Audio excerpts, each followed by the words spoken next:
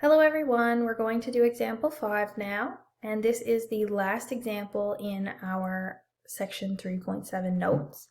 So what we need to do here is expand and simplify the following. We have 2x plus 3 multiplied by 5x plus 4, and we need to add that together with x minus 4 multiplied by 3x minus 7.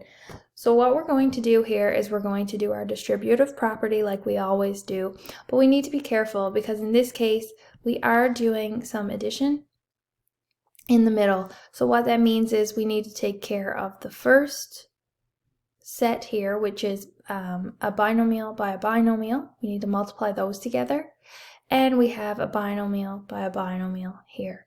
And we know from our BEDMAS laws that we need to do our brackets first and our multiplication first before we do our addition.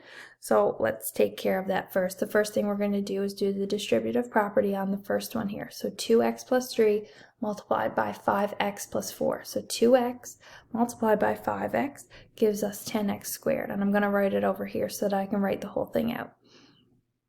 So we have 10x squared for the first term. 2x multiplied by 2x multiplied by 4 gives us a positive 8x. Then we move on to our second term in the first binomial.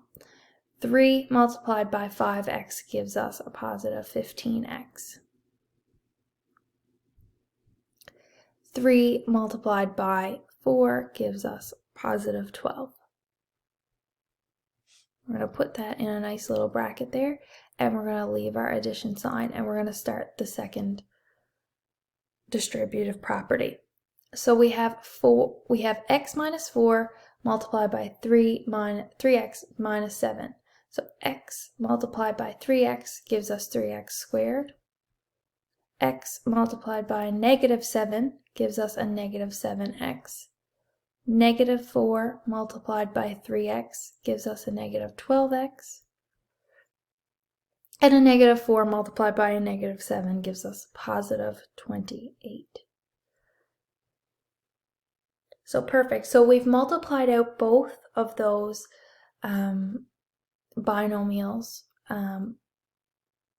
We've multiplied out the first binomial by the second binomial, and then the second one there we have a binomial by a binomial as well. So we've multiplied those both out, and now we need to get them ready to add together. But first we need to combine our like terms, and when we do that we have 10x squared, 8x plus 15x gives us positive 23x plus 12, and we're adding that together with 3x squared. We're going to leave, there's no other like terms. Negative 7x minus 12x gives us a negative 19x plus 28. And now we're ready to add these all together. So in the first set here we have 10x squared, and in the second we have 3x squared. When we add those together, we are left with 13x squared. We have a 23x minus a 19x, and that's going to leave us with a positive 4x. Lastly, we have 12 plus 28, and that's going to leave us with a positive 40. And that is your final answer.